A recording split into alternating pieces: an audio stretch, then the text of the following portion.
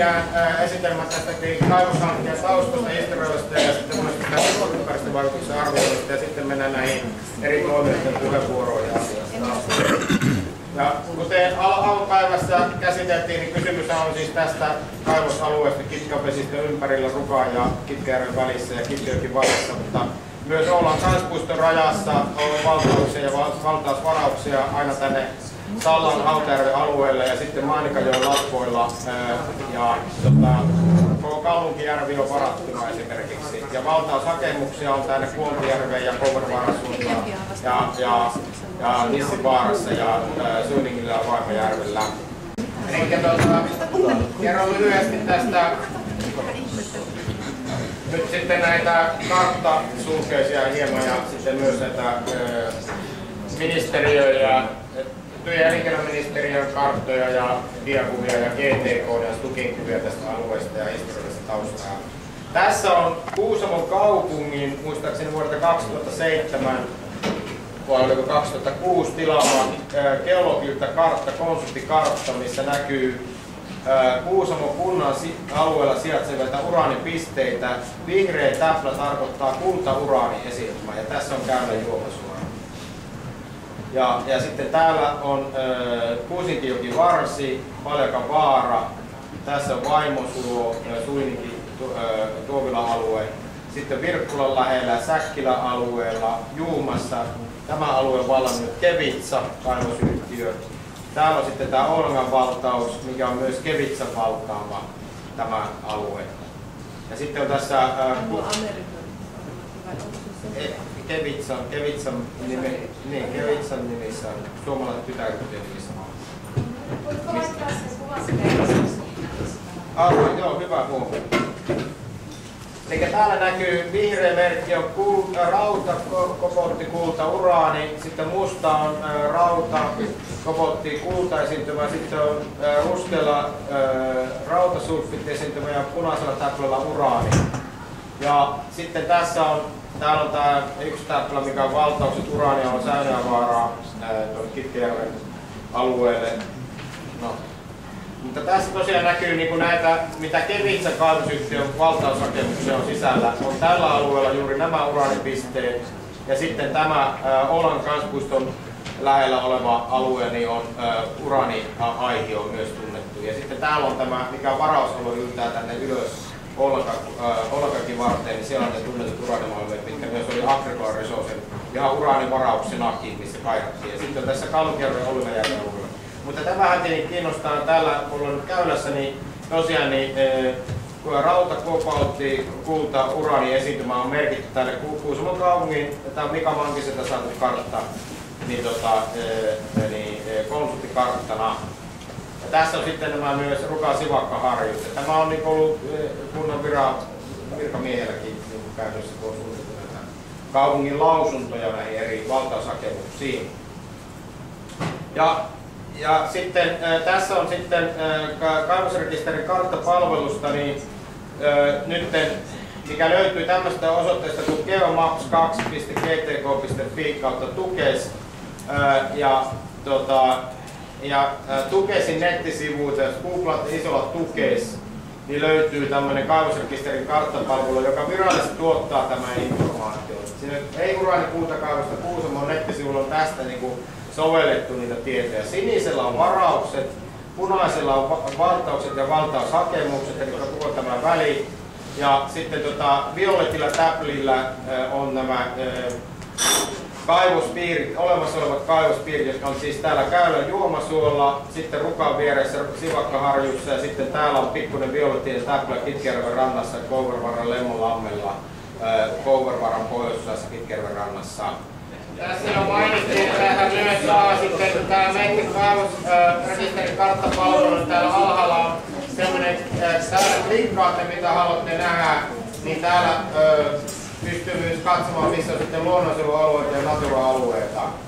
Mutta tämä koko väli, käytännössä puhutaan siis tästä koko välistä niin kuin monen vertaan tullut jo ilmi, ja sitten myös Juumassa ja täällä Oulangalla on näitä valtauksia. Miksi täällä on Penneveer Resourcen varaushakemus on täällä ylhäällä, niin se on se yksi vaihtoehtoinen paikka, missä on sitten rikastuslaitos. Ja sitten kolmas vaihtoehtoinen paikka käydä juomasuun lisäksi on siis nykyisen Kuusamon kaasupaikan läheisyydessä, Kuusamon kaupungin läheisyydessä. Ja tässä sitten juomasuun alueelta näkyy vielä tarkemmin tämä tilanne. Ja sitten mennään GTK uraanitutkija Olli Äikäs 30.6.2008 niin uraanipotentiaali esiintymät Suomessa uraanille ja toriumille ja sitten merkinnät uraanirekisterissä, mistä nämä kaivosyhtiöt sitten, minkä pohjalta ne uraanitutkimuksia on kohdentanut Suomessa, niin täällä on rasti merkitty Juomasuo ja Konttiaho Rukan vieressä ja sitten Kouvervaara uraanimalmiin. Sama GTK:n atomiteknillisen seuran tilaisuudessa Olli Äikäs 2006 3.11. eri uraaniesiintymätyypit. Täällä on 2 lilaa tämmöistä pallukkaa, niin täällä on uraaniesiintymä ja tämä Kouvervaara ja sitten keskellä on Ruka ja sitten tämä keltainen pallukka on tämä hiekkatyyppinen toi Kouvervaara. Ja sitten 2007 Jorma Aurela, työ- ja elinkeinoministeriön nykyinen ylienergia ylitarkastaja, ministeriön logot, kauppa- ja teollisuusministeriön logot, niin jälleen atomiteknillisen seuran seminaarissa 3.11.2007. Ne valtausvaraukset punaisilla, ne jotka haettu uraanille ja myös semmoiset valtausvaraukset, jotka tiedetään muulle metallille, mutta tiedetään uraania esiintyvän alueella. Ja tämä pohjautuu kauppa- ja teollisuusministeriön kaivosrekisteridataan toukokuussa 2006 ja uraani ja torium esiintyvät on tämmöisissä ruuduissa. Niin tässä on tää jälleen Juomasuo ja sitten on Sivakkaharju ja Kouvervaara. Ja tässä on sama kaivosrekisteri 11. kuukausi 2006. Kaivospiiri keltaisella, eli tässä on Juomasuo, valtaus punaisella päällekkäin nämä 2, eli Juomasuo ja Sivakkaharjun valtaukset ja kaivospiiri. Ja sitten ne on ruudut, ne on taas ruuduissa, kun se ruutu merkkaa, että siinä on uraani esiintynyt. Ja sitten Christer Söderholm, joka on nyt siis tässä Kevitsan johtoryhmässä, Suomen atomiteknillisen seuran seminaarissa 31.5.2006 edellytykset uraanikaivostoiminnalle Suomessa kauppa- ja teollisuusministeriön logoilla. Siis toukokuussa kuukautta ennen kuin Kuusamon Kouvervaaran kuulemiskierros tuli päälle. Ja tärkeimmät uraaniesiintymien alueet, Kolari, Kittilä, Kuusamo, Koli, Uusimaa. Tässä näkyy tämä Kittilä-alue, Pahtavuoman, Kesäkitunturi, Pahtavuoman levi länsipuolella, Kittilän levitunturin länsitunturilla, jossa 2005 vuodesta lähtien Kittilän kunnanhallitus ja matkailuyrittäjät on vastustanut just sitä levin länsipuolella olevaa kultauraanimalmiota. Ja ne on tehnyt virallisia kannanottoja, joissa ne vastustaa uraanikultamalmioita, koska ne katsoivat, että matkailun tuossa, että löytyy kunnanhallituksen pöytäkirja ja sitten ne kaavoitti sen. Ja ne just sanoivat, että he ei halua uraania sisältävää kaivostoimintaa, ei halua. Sillä on just tämä levin länsipuolella vastaavan tyyppinen malmio. Levin pohjoispuolella ja itäpuolella on sitten nämä Kittilän Suurikuusikon kultakaivokset, jotka on pelkästään kultaa ja uraania. Ja sitten tässä on tämä ruudulla merkitty ruudutus, missä on uraanivyöhyke ja sitten erityisellä mustalla täplällä merkitty Juomasuo. Ja täällä, mikä tämä musta täplä tarkoittaa tässä kartassa, täällä niin nämä on uraaniesiintymä. Ja sitten uraaniprovinssi on tämä vyöhyke, joka on käytännössä Kouvervaara, Kitjärven ympärillä Rukaja tässä alueella. Siellä mainitaan myös Talvivaara, Nuottijärvi ja sitten on tuolla tosiaan Pohjois-Karjala nämä alueet. Ja sitten Uudeltamaaltahan kaivosyhtiöt on vetäytynyt, koska siellä on kuulemma liikaa poliittisia päättäjiä eduskunnassa. Namura geologi Eerola mustakin, että missä ei mene Askola ja Palmo. Tulee alueelle, missä ei ole niin paljon ihmisiä eikä matkailua eikä poliittisia päätöksiä.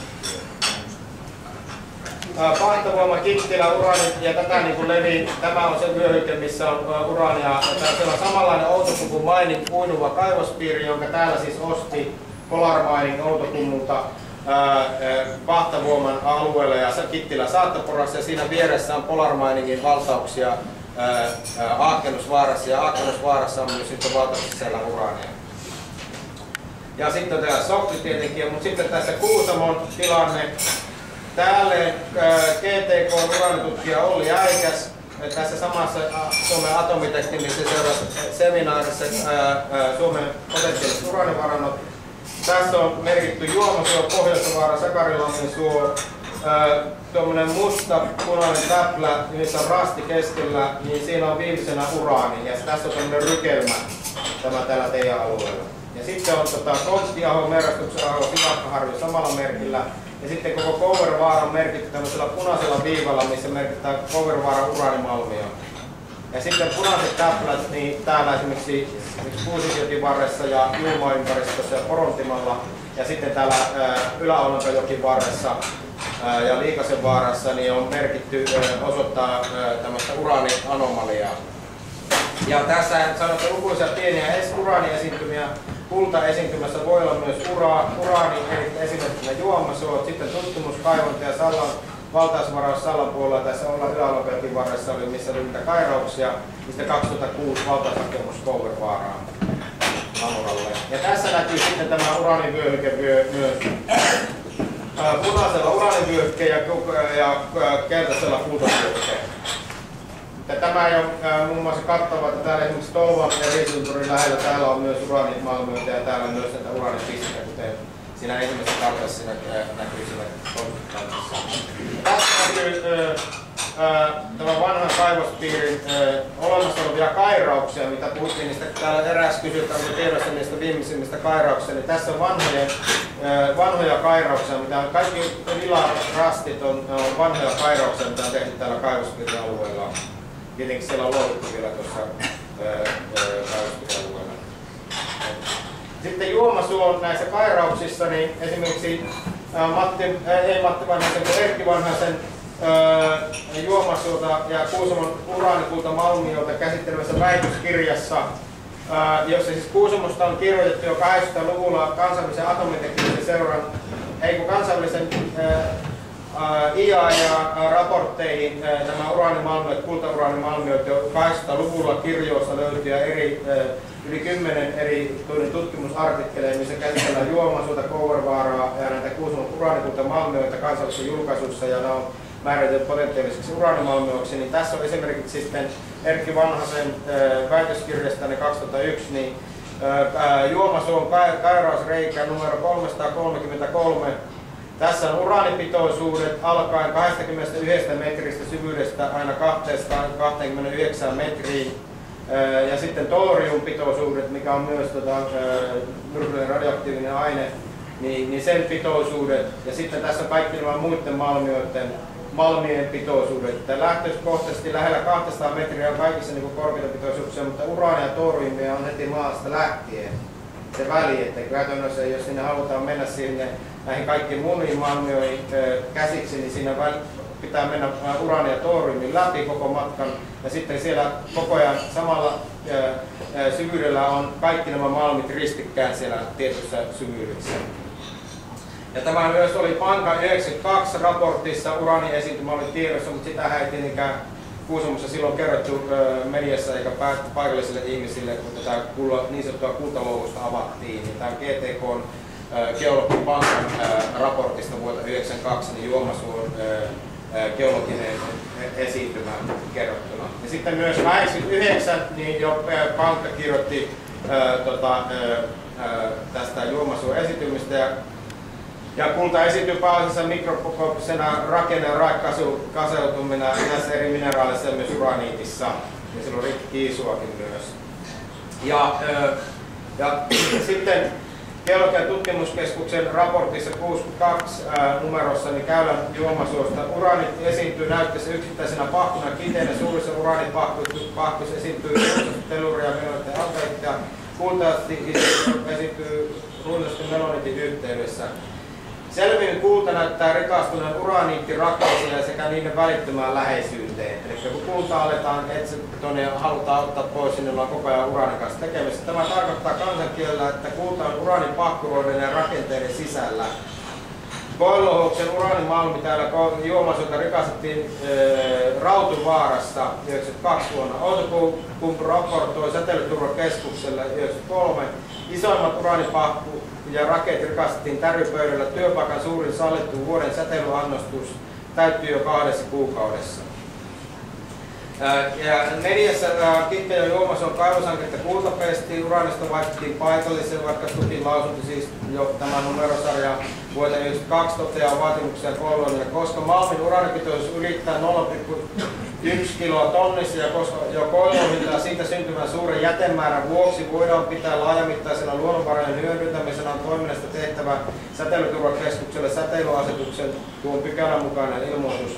Huomioitava on lisäksi, että jo tuolla arvioitiin malmien ylittävän geologian ministeriön virallisen uraanimalmien rajan 0,1% ja juomaselta sitten meidän raportti jopa 0,2 ja 0,75 jopa 1% uraanipitoisuuksia ja siis todella korkeita pitoisuuksia uraanikullan ympäri ja kultauraanipahkujen sisässä. Sitten kaivosyhtiön ilmoittanut olevan myös korkeampia pitoisuuksia. Lisäksi molemmissa on toriumia, radiumia ja arsenikkia. No, tämä on ollut tässä mun kirjoituksessa paikallislehdissä,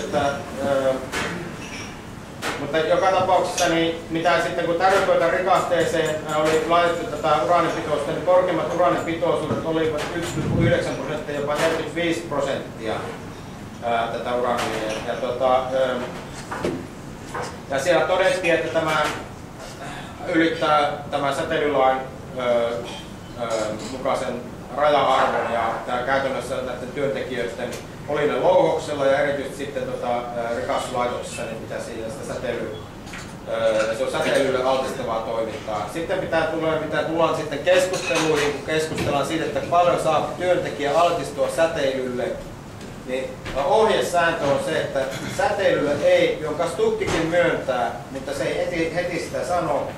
Stukki myöntää kun sillä, että ei ole näin, että säteilyllä ei ole turvallista raja-arvoa, kun Stukki sanoo silloin, kun näin sanotaan, että ei olekin näin on, ei ole turvallista raja-arvoa. Mutta kun työntekijöitä määritellään oli ne ydinlaitoksiin tai uraaneja sisältäviin kaivoshankkeisiin ja uraanikaivoksiin, niille lasketaan teoreettinen annoskakku, että kuinka paljon keskivertomies tietyssä koossa voi mahdollisesti altistua säteilylle vuoden aikana. Ja sitten sitä arvioidaan, että kuinka se tuntien määrä, mitä se on ollut sillä laitoksella, että altistuuko se vai ja aiheuttaako se, mitä jossakin solussa se reaktioita alkaa syöpä kehittää vai ei, vai keuhkoissa lisätyy keuhkosyöpä.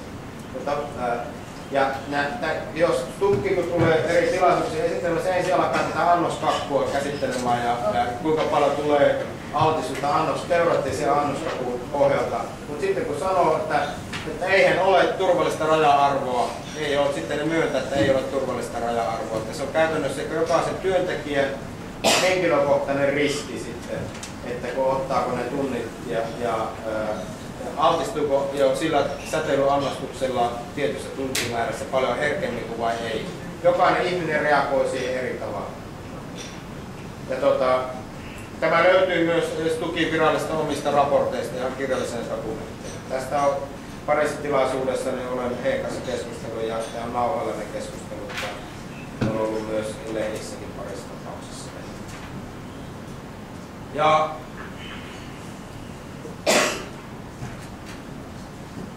Ja tämä aiheuttaa työsuojeluongelman, kuten jo 90-luvulla koiristoitiin osoitettu. Näiden tulosten perusteella näyttää siltä, että millään tutkitusta malmista ei voida työstellä lähimainkaan koko vuoden tuntimäärää täyteen tärypöytärikasteen kuivatuksessa. Käytännössä rikasteen kuivatuksen ja käsittelyyn menee aikaa suurin piirtein 1 tunti päivässä. Se merkitsee tämän laskelman mukaan sitä, että vain rajamalmeja käsiteltäessä vuotuinen säteilyannos jäisi ylittymättä. P-malmilla raja täyttyy tällä perusteella jo 2 kuukaudessa. Kun säteilymittauksen tuloksia tarkastellaan kokonaisuudessaan, on kuitenkin todettava, että säteilyn voimakkuus saattaa paikallisten suluissa tai suoria lainauksia ja omasta raportistaan tärypöytärikasten käsittely uutenmerkki olla huolestuttavan korkea, erityisesti P-malmeja käsiteltäessä eikä sitä uraania sisältävää malmeja käsiteltäessä. Näin ollen mahdollisuus lyhytaikaisen korkean altistuksen on olemassa, mikä saattaa aiheuttaa vuosiannoksen täyttymisen huomattavasti ennakoitua nopeammin, eli sen teoreettisen annoskakun, mikä on laskettu. Siis korkeita säteilyriskejä on työntekijöille. Tästä syystä muistuttaa, että KO-säteilyannus on teoreettinen laskelma. Tämä tunnustaa myös tutkijan myötä virastot ja säteilyyn voidaan asettaa turvallista raja-arvoa. Mutta miksi nämä turvalliset nämä annoskakot on laskettu on se, koska meillä on tämmöinen, kun kansakunnassa tehdään päätöksiä ydinvoimaloista ja muista, niin katsotaan mikä on kansakunnan kokonaisetu. Niin pitää perustella se kansakunnan kokonaisetu jollakin tavalla sitten myös työntekijöille, jotka sitten menee sen kansakunnan kokonaisetuun töihin, jos ydinvoimala tai uraanikaivos. Ja Juomasun kaivoksella Stubb mittasi 90-luvulla seuraavaa. Tutkija Mika Markkasen muistio Juomasun kohdelluksessa tehty mittasi liitteisen kakson tuloksella laukussa työskentelevän henkilöiden altistusta säteilylle. Tuloksesta voidaan todeta, että eräissä tapauksissa vuosittain säteilyannos voi nousta lähelle säteilytyön raja-arvoa siirrettiä. Ja on ilmeistä, että louhoksella työskenteleville on järjestetään henkilökohtainen altistusseuranta. Oulun yliopiston tutkimuksessa suoritti mittauksen Käylän Juomasun laitoksella Kittilä-Keurassa. Tämä on eri raportista. Tämä on Oulun yliopiston Oulangan tutkimusaseman 11.10.2010 toteuttama mittaus Käylän Juomasun koelouhoksella tässä siis kilometrin puolitoista päässä. Jolloin mittaussarjan suurimmat pitoisuudet ovat jopa huippukorkeat 16,3, kun normaali raja-arvo on 0,30. Mittauspistekartta liite 1 ja tulokset liite 2. Oulangan tutkimusaseman tohtori Riku Paavola totesi niin olevan omassa kirjoituksessaan sähköpostiviestistä, kun hän jakoi tämän Kitkan viisaalle hallitukselle. Ja tämä on ollut lehdessäkin sen jälkeen. Stukin, Kuusamon ja Käylän netissä olevien taustasäteilyn mittauksen verraten on korkeimmat arvot 150-200 kertaisia. Säteilymittauksen tuloksia vahvistettu myös tiedot aikaisemmista kairauksista ja myös oli niin aikaisemmin mainittu korkeimmat korrelaatiot uraania ja kuulan välillä. Ja tässä on toinen kairausreikä. Tämä on se sama 333 ja tässä on toinen niin 320, missä on korrelaatio taas uraani esiintymä, torium esiintymä ja sitten nämä muut magneetit niin koko ajan samalla syvyydellä menee ristikään. Ja sitten tässä on nämä mittauspisteet, mistä on ykköskohdasta on saatu 16,3 ja kakkoskohdasta 15,7, kolmoskohdasta ja tosiaan turvallinen raja-arvo 0,30. Normaali tila. Missä se on se virallinen mittaus? Täällä on Käylän 90-luvulla Käylän puolettiin K-louhimaan ja tännehän tuli Stukin mittausasema. Iva, missä se on? En tiedä, mutta mä oon nähnyt ne sarjat, kun mä aikanaan pyytänyt. Mä en tiedä missä rakennuksia täällä on. Mutta toisaalta niin, se perustettiin tänne, koska silloin Stukki tiesi, että täällä on uraania korkeita pitoisuuksia, GTK tiesi, että täällä on korkeita pitoisuuksia, yhtiö, Outokumpu tiesi, mutta teille ei kerrottu, mutta sitten näette, että tänne perustetaan Stukin virallinen säteilymittausasema seuraamaan sitä tilannetta. Mutta käytännössähän Säkkilän kyläläiset ja Juuman kyläläiset, jotka on vallitsevien tuulien alapuolella raadonkaasujen päästön osalta, jotka sitten hajottaa raadonkaasua hajotessaan tuottaa poloniumpartikkeleita. Nämä koko ajan kaikki on näkymättömiä ja ne ei haise, ne ei näy, ei aisti sitä kaasua, jos se on ilmassa. Mutta silloin kun sitä louhitaan ja turvallinen ja suojaava maakerros on poistettu, niin se vapauttaa paljon enemmän sitä raadonkaasun päästöä ja sitten myös niitä raadonkaasun hajoamistuotteita ympäristöön, mutta sitten myös uraanipölyä ja näitä muita asioita. Niin käytännössähän sitä olisi pitänyt olla myös tuolla niin kuin Säkkilän kylän puolella ja Juuman kylän kohti, koska sinnehän vallitsevat tuulet on, mutta kyllähän talvellakin täällä on itätuulia ja sitä kautta se raado niin levittäytyminen tännekin päin mahdollista. Mutta tosiaan niin nämä mittaustulokset, mitkä on otettu tästä louhoksen ympärillä, tämähän on tämä louhoslampi, joka on täyttynyt vedellä. Ja tästä puroista, mitkä lähtee tästä louhosalueelta, niin on kaivosyhtiö tehnyt konsulttitoimistolla mittauksia, missä konsulttitoimistohan totesi julkisuudessa, että miten se oli sanatarkasti, että näistä puroista on löydetty kohonneita säteilypitoisuuksia.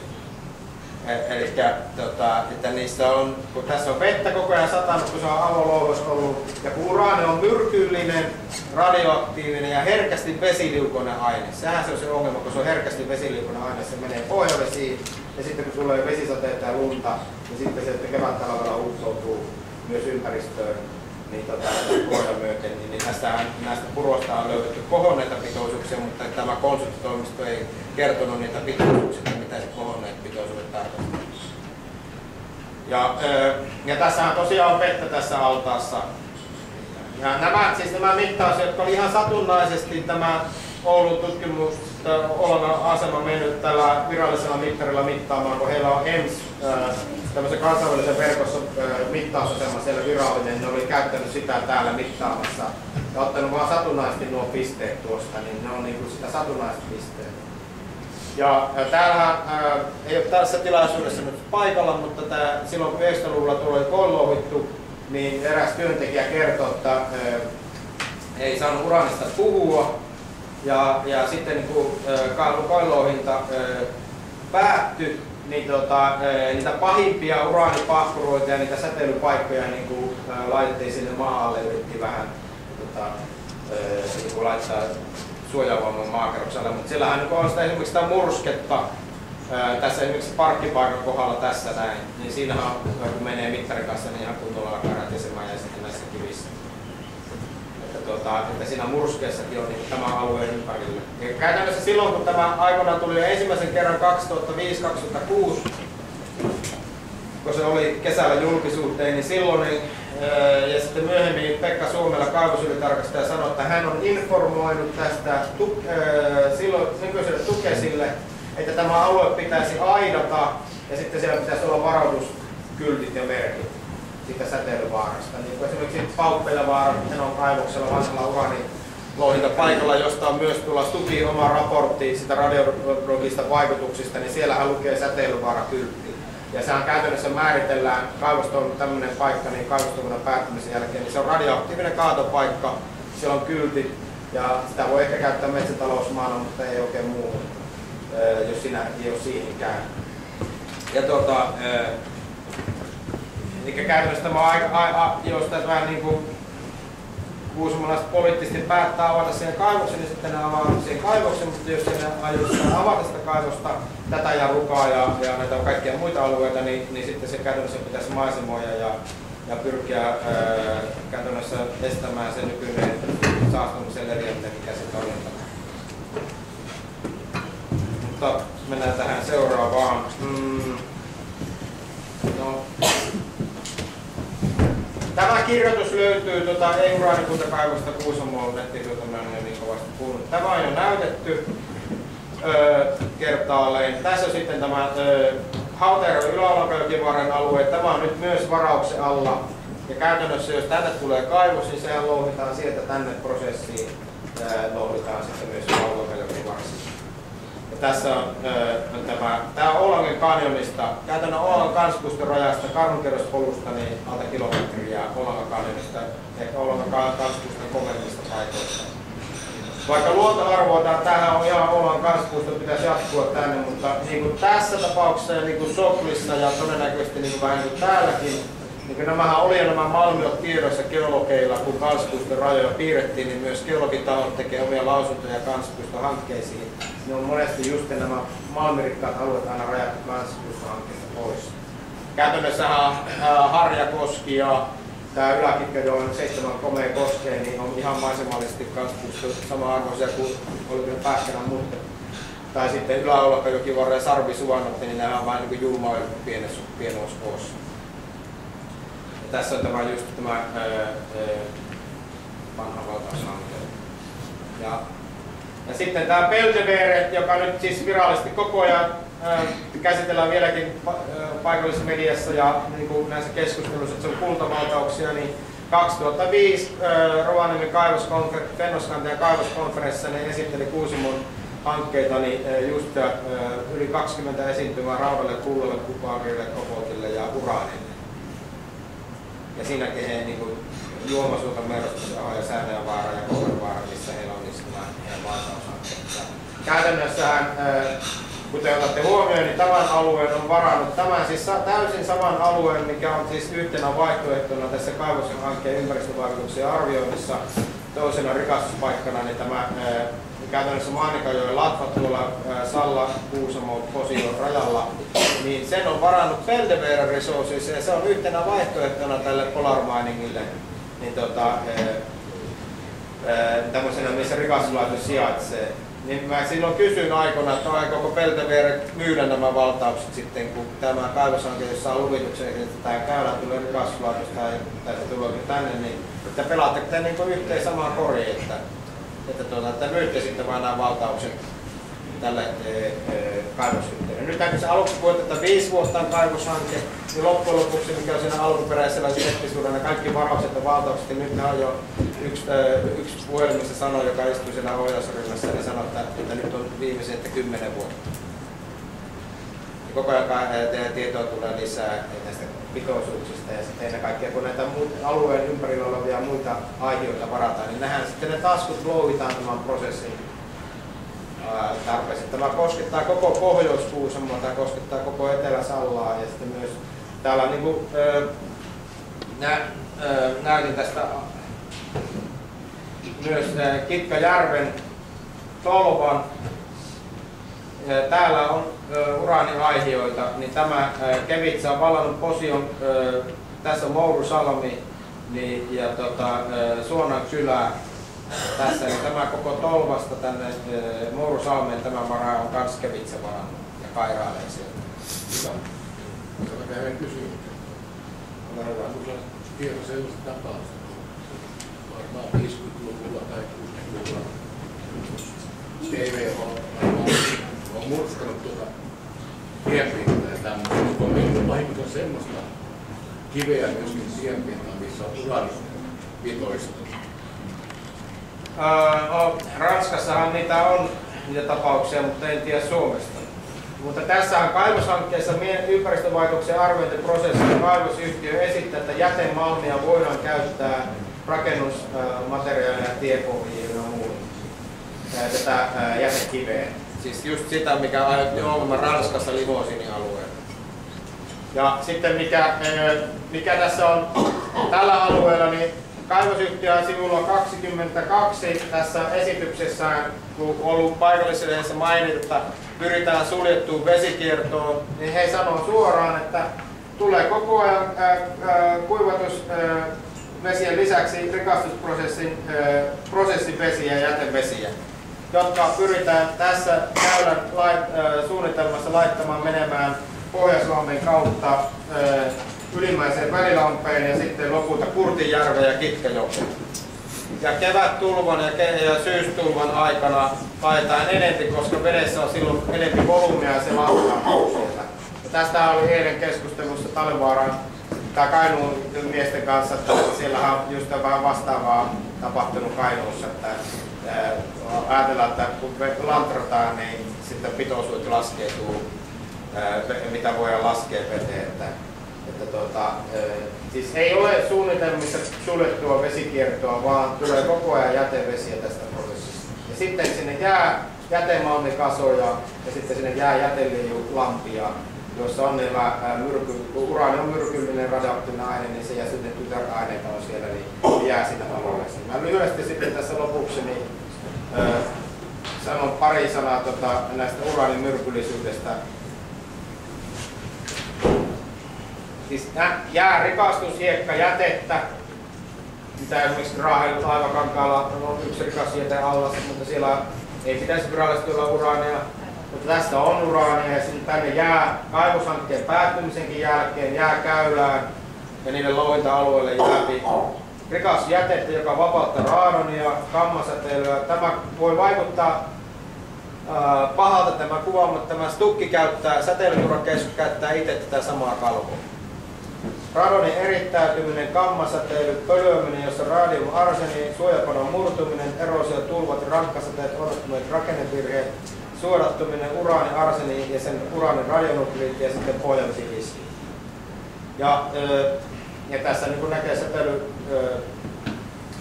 Stukin säteilyturvakeskuksen virallinen kalvo, rikastusjätteen aktiivisuuselinjän määrää torium 230, toriumilla on täällä muutenkin, joka puolittumisaika on 75 000 vuotta.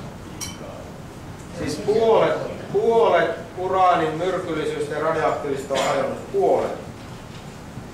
Ja sitten ne kun ne sanoo täällä, että ne ottaa uraanin talteen, ne ottaa uraanista talteen nämä uraani 238 ja uraani 234 elementit, jotka erottaa rikastuslaitoksessa suurin osa irrotetaan maailmasta esimerkiksi kemiallinen reaktio rikkihapolla, mutta Kittilässähän käytetään syanidia myös, kun se kultaa erotetaan siellä arsenikista. Että käytetäänkö täällä sitten myös syanidia myös. Ja siellähän paikallinen seuraajoen vesialueiden omistajat ja mökkiläiset on huolestuneita, kun siellä on havaittu muutoksia siellä Kittilän alapuolisen kaivoksen vesistössä, että mitä siinä on kaikkea päässyt. Erityisesti talvisaikaan on huolestuneita, että kun maaperä kun on jäässä, niin ne suoratuskentät ei toimikaan niin kuin on odotettu. Ja uraanin puolittumisaika on 4,4 miljardia vuotta, säteilee alfaa. Ja thorium 234 on 24 päivää, säteilee betaa. Protactium 234 on 1,17 minuuttia, säteilee betaa. Uranium 234 245 000 vuotta, säteilee alfaa.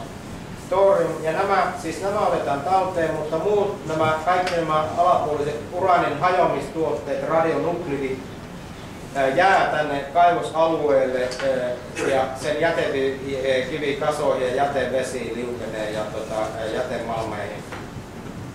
Ja radium 226 600 vuotta säteilee alfaa, radon 222, mikä siis on se kaasu, näkymätön kaasu, jota se puskee se louhos ympäristöön, suuren niin kuin normaalisti tulee maaperästä suojelevan maakerroksen läpi, niin sen puolittumisaika on 3,8 vuorokautta, eli se kulkeutuu ja tuulten mukana 3,8 vuorokautta niin pitkä kuin tuuli sitä kantaa.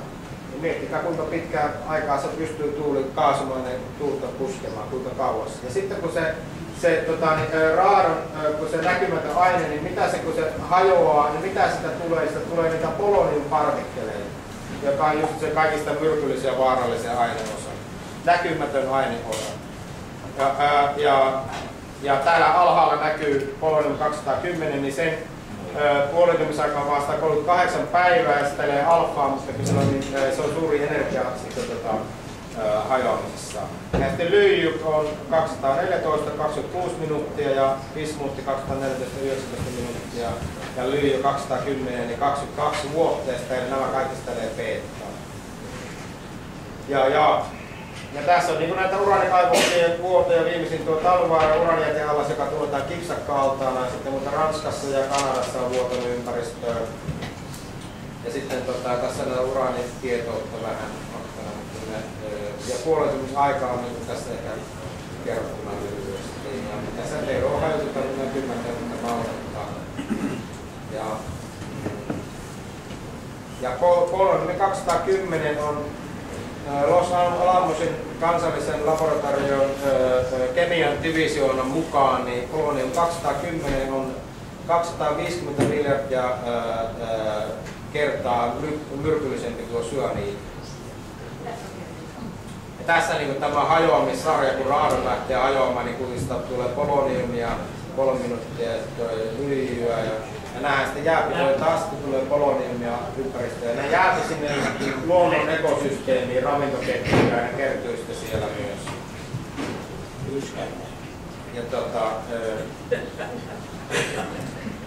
Mutta tosiaan niin vesistön vaikutukset ja sitten ne jätekasat ja jätevesiasiat, niin ne on niin tietenkin keskiössä. Ja sitten paikallisten ihmisten tällä alueella ihmisten niin elinympäristön puhtaus ja sitten on täältäkin mökkiläisiä koko tällä alueella Kitkavesistö ja Kitkajoki varressa ja Säkkilän Julma-alueella. Ja sitten tietenkin täällä on elinvoimaisia luontaiselinkeinoja, porohoitoja ja maataloutta ja sitten ammattikalastajia, jotka saapi elinkeinonsa puhtaista luonnontuotteista. Ja Kuusamon matkailu perustuu myös vuosikymmenen rakennettu imagoa sillä, että tämä on puhdas, erämainen, kaunis luontokohde. Säilytetty. Niin, säilytetty alue, koskiensuojelu taistelussa voitettu. Niin sen alueen keskelle on tulossa tämmöinen hanke.